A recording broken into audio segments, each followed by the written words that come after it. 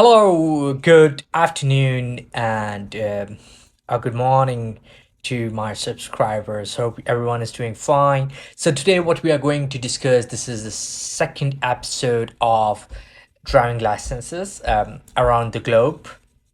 So as we have discussed, and if you have seen my episode one, where I was discussing about Alberta driving license, today in this video we are going to discuss uh, Ontario driving license, right? And in the series of these episodes, we will be discussing Houston or Texas driving license, Dubai driving license, UK driving license. So we will be covering different countries, different around the globe, so that if you're living anywhere or if you're going to visit these places, how you can get that driving license and how you can drive over there, right? So the most important thing about this is that I hold the driving license. I have during my time, like when I was studying in London, I had this UK driving license. Then when I was working in Dubai, I had that Dubai UAE driving license. So I have the first hand experience of getting the licenses over there. So I want my subscribers I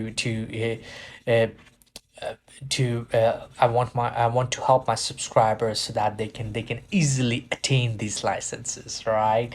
So in Ontario, driving licenses, there are driving licenses which range from A, B, C, D, E, F, G1, and G2, and M. Then there is M with the conditions. So what is it about, right? This class A, which is in Ontario, as I told, it goes from A to M, right? So class A is for for tractors or trailer combinations. Trailers where from which which is used to transport the goods. The class B is basically to drive school buses. Drive class C is basically for any regular bus, right? Class D is for driving a motor vehicle, right? So which is exceeding 11,000 kilograms gross weight, right? So it's like it is also a trailer, but it is exceeding 11,000 kilograms. Class E is for any school purpose bus, maximum of 24 passengers, right? And class F is for any regular bus. Class G is which basically for us, so in the class G, there are again G1 and G2. So G1 is basically where you can drive the vehicle with a person having 4 years of experience, right? So you cannot drive alone. A person needs to be there, who has 4 years of driving license experience, right? And then G2 is basically the graduated driving license, and holders may drive G vehicles without accompanying driver, but are subject to certain conditions. So then we have class M, and class M is basically in a general scope. You can say it like this: it is for motorcycles, right? Then there is M1, M2, right? M1 you can drive with level 1 of the graduated licensing for motorcycles. M2 is level 2 of graduated licensing for motorcycles, right? And then within M there are with conditions. With L condition, like, means you have to drive with a limited speed, right? Or you can drive a limited speed motorcycle. So it is all dependent upon the conditions, are dependent upon the speed itself, right?